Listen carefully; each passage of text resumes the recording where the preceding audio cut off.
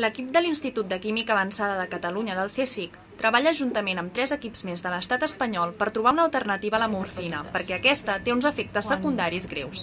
Es calcula que a Europa el dolor crònic afecta 75 milions de persones. Per tractar el dolor crònic i intens es recepta en general la morfina. Pel dolor tenim a l'escala més baixa, diguem-ne, el que serien els analgèsics o els antiinflamatoris. A partir d'aquí podem anar sofisticant una mica més el tractament. Llavors entraríem ja el que eren els opioides. Els opioides poden ser lleus, que són derivats de la codeïna, el tramadol, ja sigui sols o en combinació, o ja amb estats molt més intensos de dolor, llavors entrem a el que són els mòrfics purament.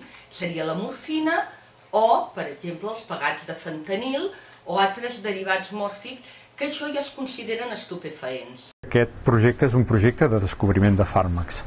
És a dir, en el llarg camí que hi ha des que es trobem una molècula fins que la molècula arriba a la farmàcia, passen moltes fases. Nosaltres estem aquí, en aquesta fase del començament. El nostre cos on percebem dolor és el cervell. Sentim dolor perquè la senyal dolorosa que arriba al cervell es transmet a través de les neurones que es comuniquen entre elles pels botons sinàptics. Dins dels botons sinàptics, la senyal es transmet per l'alliberament de neurotransmissors, com ara les encefalines. Ens interessa que la concentració d'encefalines sigui alta perquè així no sentim dolor. Una funció semblant als neurotransmissors la poden fer molècules externes a l'organisme o fàrmacs com la morfina.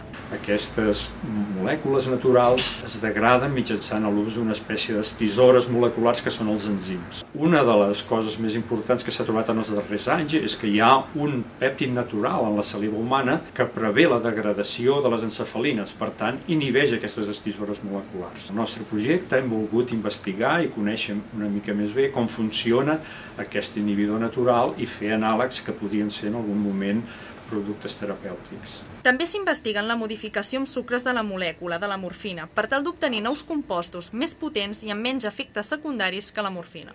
Es basa en aprofitar quins metabòlits naturals es produeixen quan la morfina entra dins del cos humà.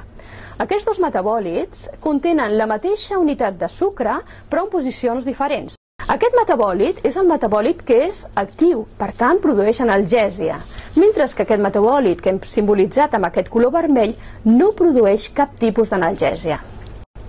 L'estratègia aquí emprada s'ha basat en substituir aquest carbohidrat d'aquí, que és l'àcid glucurònic, per un altre derivat com la manosa. Un dels resultats més importants que hem aconseguit és trobar aquest derivat de la morfina que podria tenir un potencial com a agent terapèutic.